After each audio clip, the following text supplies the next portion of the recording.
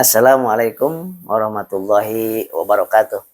Alhamdulillah, Masya Allah kita berjumpa lagi di video channel ini. Saya doakan semoga sahabat-sahabatku yang melihat video ini, membagikan video ini, mudah-mudahan diberikan kesehatan, kesembuhan, kelancaran, ketenangan, kebahagiaan. Dan kebahagiaan yang sejati adalah ketika kita senantiasa sadar bahwa kita adalah hamba Allah dan Allah yang menyembuhkan kita, mengurus kita, menghidupkan kita.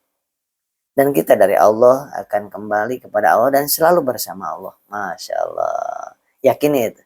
Dari Allah akan kembali ke Allah dan selama ini kita bersama dengan Allah. Inna allaha ma'asyabirin. Sungguhnya Allah bersama orang-orang yang sabar. Wa nahnu aqrabu ilaihi min hablil warid, dan kami lebih dekat daripada urat lehermu. Wa huwa ma'akum aina ma kuntum, dan dialah Allah yang di mana saja kamu berada Allah ada. Sahabatku, di video kali ini saya akan menjelaskan tentang apa sih ciri-cirinya psikosomatis dan bagaimana ketika sudah sembuh dari psikosomatis. Psikosomatis adalah penyakit fisik medis yang 90% penyebabnya dari ketakutan, kepanikan, kecemasan, kekhawatiran berlebihan tentang masa lalu yang pernah terjadi, tentang ketakutan penyakit, ketakutan kematian, ketakutan tentang kejadian yang pernah terjadi, yang divonis ini, divonis itu, kata orang, kata ini, kata itu, wah ngumpul di sini.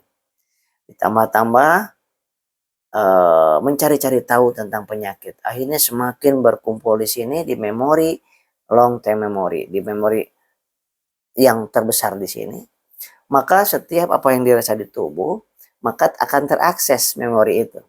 Trauma itu akan terakses, informasi ketakutan itu akan terakses. Dan itu tidak bahaya, karena hanya mengakses aja dan itu normal. Kalau Anda dulunya banyak kebaikan, maka ketika ada yang terasa akan muncul informasi tentang kebaikan. Negatif, maka yang akan muncul hal yang negatif. Begitu. Nah, kemudian psikosomatis adalah 12% penyebab dari medis. Berkaitan dengan kurangnya cairan. Karena kurang minum, kurang gerak, kurang minum. Satu, kurang gerak, dua, kurang minum. Yang ketiga, kurang karbohidrat. Glukosa darah kurang. Namanya hipoglikemi. Sehingga suka keliengan, suka gemetar, pucat, lah, lemas, keringat dingin. Sehingga kalau misalkan kita bicara terasa sangat tidak nyambung. Dan perasaan seperti ada di alam mana gitu kan. Menghadapi siang, malam gak nyaman. Kembali ke anak-anak lagi jiwa kita. Logikanya hampir punah, hampir hilang. Yang ada baperan, perasaan ini, aduh, terus aja gitu. Jadi hampir sulit peduli kepada sekitarnya. Nah, itulah orang psikosomatis. Dan keimanan sedang menurun. Maka sholat kayak nggak sholat. Zikir kayak nggak merasakan zikir. Mulut berzikir tapi hati kemana, pikiran kemana. Itulah seorang psikosomatis. Dan sering dikatakan, wah ini kena guna-guna, kena ini. Bukan, psikosomatis adalah kebanyakannya dari memang medis psikologis. Ya walaupun ada sebagian yang kena masalah hal yang goib gitu ya. Tapi kebanyakannya 99% memang dari medis psikologis gitu. Itu psikosomatis. Kurang gerak, kurang minum air putih, kurang gula darah. Kurang dari 110 gula darahnya, misalkan 90, 80, 70, itu akan terjadi hipoglikemi, lemas, keringat dingin, oleng, buram matanya. Saya merasakan 2 tahun lamanya waktu itu, dan sebagai tenaga kesehatan pun saya kena. Jadi psikosomatis ini bisa mengenai kepada profesi apapun Bapak Ibu. Masya Allah. Yang saya tangani di sini, profesi apapun insya Allah ada. Mau laki-laki, mau perempuan ada. Mau profesi dari atas sampai bawah ada, Masya Allah. Ya, gak milih-milih, tetapi luar biasanya. Kalau benar menghadapi penyakit psikosomatis ini akan menyebabkan kita semakin dekat dengan Allah, semakin kenal dengan Allah, semakin baik ibadahnya, zikirnya, baca Qur'annya, akan semakin baik tobatnya. Kalau benar cara menghadapinya. Jadi yang pertama itu adalah psikosomatis, penyakit medis, bukan penyakit aneh-aneh. Rasanya memang aneh bagi yang belum pernah merasakan, aneh dan kelihatan bohong, kelihatan dusta, dianggapnya pura-pura aja. Padahal mah yang sudah merasakan seperti saya dan Anda, nggak bisa diobrolkan. Maka mulai sekarang jangan ngomongin lagi pada orang. Karena orang itu nggak paham. Kecuali Anda tanya dulu, Bapak, Ibu, maaf, pernah penyakit psikosomatis? Pernah psikosomatis nggak? Pernah, ya. Saya akan cerita. Kalau belum pernah, kepada siapapun jangan cerita. Karena sia-sia, nggak ada solusi, malah jengkel diri Anda nanti. Kenapa jengkel? Karena nggak dianggap. Allah, sabar aja. God, asam lambung, semua orang juga hampir kena, nggak masalah, nggak kayak ente gitu kan. Jadi dongkol. Jadi mulai sekarang stop ngobrolin apa yang Anda rasa kepada orang yang belum pernah. Walaupun profesinya apapun. Nggak usah cerita tentang hal ini karena nggak akan paham mereka. Nggak akan merasakan. Tahu kayak empati, kayak simpati, padahal tidak. Nah, kemudian Anda perlu perbaiki adalah medisnya, yaitu gerak. Tapi sebelum gerak, terapi nasi setiap 2 jam 10 suap. Terapi nasi, terapi air putih 1 gelas 1 jam. Terapi gula, ya, nggak usah takut gula kencing manis, diabetes, nggak usah takut. Selama Anda psikosomatis itu senantiasa akan turun gula darah itu. Maka terapi gula pasir atau gula batu itu 2 sendok makan setiap 2 jam gitu ya. Jadi kemudian terapi 100 langkah pagi, 100 langkah sore, itu Anda jalan kaki. Tapi sebelum jalan kaki 1 jam, Anda makan minum manis air putih dulu. Biar ada tenaga. Nah, kemudian senyum, secara psikologisnya senyum setiap 30 menit itu senyum sambil bersyukur. Apa yang bisa disyukuri? Mata, tangan, kaki, rumah, kendaraan, kemudian hidup, itu syukuri dulu sambil senyum. Anak, ada cucu, ada istri, ada suami, itu syukurin. Ya, Allah akan memberikan kebaikan, kesembuhan bagi yang bersyukur.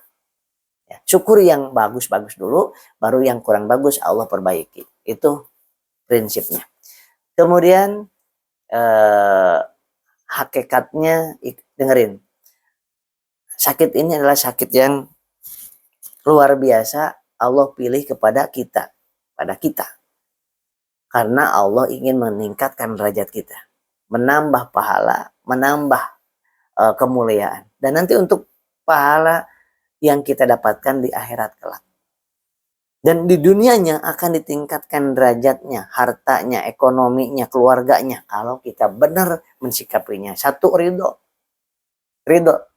terima, berdamai. Berdamai adalah menerima apa yang terjadi itu adalah dari Allah dan itu baik walaupun pedih, perih. Siapa yang mau sakit? Tapi kalau nggak terima, mau gimana? Malah tambah parah. Mendingan terima, cepet. Rasanya nyaman kalau diterima. Contoh, saya dorong Anda nih, bayangkan Anda saya dorong, terus saya dorong Anda ininya, didorong terus Anda gini, saya dorong lagi, apa yang terjadi? Anda pada sakit, pada pegel, besok paginya pada sakit, pada pegel. Karena semakin Anda dorong, Anda makin melawan. Tapi kalau saya dorong Anda gini, saya dorong Anda ikutin aja. Besok insya Allah dijamin tidak akan pada sakit. Dan pada saat didorong pun Anda nyaman. Karena menerima dorongan itu. Nah, begitupun saat diberikan sakit, diberikan ketidaknyamanan, ketidakenakan. Saya bukan cuma ngomong aja, tapi saya merasakannya. Dan ribuan orang yang saya tangani. Sama, kalau bisa dilawan rasa takut itu, malah semakin ganas dia. Jadi terima, bukan dilawan. Yang pakai tauhid ya. Terima rasa takut itu, rasa khawatir, rasa cemas, terima itu rasa dari Allah. Jangan dilawan. Semakin dilawan, semakin sakit kitanya. Yang kedua adalah ridho dengan yang terjadi, yang sudah terjadi, yang sudah masuk ke dalam pikiran kita, diterima aja. Dan jangan yang kedua, jangan mencari-cari tahu tentang penyakit apapun. Kan bikin pusing. Jangan cek ini, cek itu, endoskopi segala macam, udah stop aja dulu. Cari ini, cari itu, udah obat minum aja. Herbalnya diminum cukup dulu aja. Ayamil sama Habsro atau Bestimag. Bestimag kapsul sama Ayamil. Udah 2 macam aja itu. Obat medisnya minum juga. Silakan. Kalau ada dari psikiater minum juga nggak apa-apa. Ya. Kemudian ya sudah itu baru terapi air putih, terapi nasi, terapi gula, dan terapi jalan kaki, terapi senyum. Terima itu semuanya dari Allah untuk membuat kita semakin dekat kepada Allah. Banyakin satu sholat tobat. Boleh sekali, boleh 2 kali sehari. Ya, minimal habis maghrib 2 rakaat. Sholat tobat itu adalah minta diberikan rahmat Allah, ampunan, serta kesembuhan. Nah, yang udah sehat pun sama, saya pun sama. Masih terus menjalankan sholat tobat setiap hari. Minimal 2 rakaat. Kemudian istighfar. Minta ampun kepada Allah 100 kali, 10 atau 1000. Sholawat yang ketiga, sholawat Muhammad, sholawat Jibril. Terus 1000 kali sehari. Dan Anda lakukan, dagang, lanjutkan, bisnis, lanjutkan, terus kerja yang bisa Anda lakukan. Ke majelis taklim. Wajar kalau, aduh takut pingsan, wajar. Yang penting udah makan, bawa makan, minum air putih, bawa air putih, kemudian minum manis, bawa air manis. Udah, walaupun takut ini takut, gak bakal terjadi kalau ikutin saran saya itu. Nah, ciri psikosomatis udah sembuh, bukan nggak ada cemas lagi, bukan nggak pusing lagi, bukan nggak keringat dingin lagi, bukan. Tapi psikosomatis sudah sembuh, cirinya adalah satu aja, sudah merasakan cuek dengan apa yang dirasa, itu udah sembuh. Berarti makannya biasa lagi 3 kali sehari, minum manisnya biasa lagi, minum teh manisnya, minum air putih biasa lagi. Ini adalah untuk ngobatin terapi GERD asam lambung karena psikosomatis. Beda ngobatin GERD atau asam lambung karena bukan dari psikosomatis, itu beda. Ya, beda. Yang Anda lakukan adalah terapi psikosomatis yang menyebabkan GERD dan asam lambung. Bukan GERD-nya yang diobatin, bukan asam lambungnya diobatin, tapi psikosomatisnya yang diobatin dengan medis, psikologis, tauhid bersamaan. Ya, jangan ngeluh lagi kepada manusia tentang psikosomatis ini karena mereka nggak paham, dan Anda buktikan bukan cuma nggak paham, mereka menghina Anda, kemudian Anda juga menjadi lebih sesak nafasnya, jengkel, tensi naik, pusing kepala ya. Maka itu mulai sekarang semangat, optimis, yakin, percaya diri, dan pura-pura sehat di hadapan manusia. Kalau ke Allah minta sungguh-sungguh, insya Allah ya.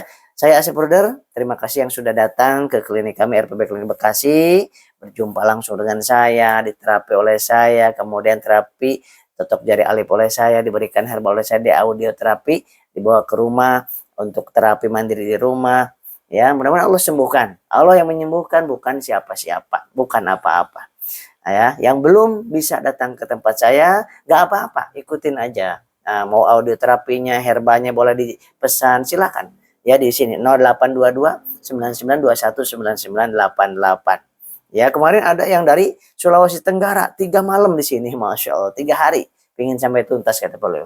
Ada yang dari Subang, ada yang dari Makassar, ada yang dari Flores, ada yang dari Aceh, datang ke Bekasi.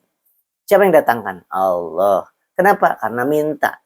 Ya Allah, tunjukkan hamba kemana hamba harus ikhtiar. Kalau ke Kang Asep baik, maka mudahkan hamba. Kalau ke Kang Asep buruk, jelek, akan menghancurkan akidah hamba, tolong jangan sampaikan hamba ketemu dengan Kang Asep. Begitu mintanya.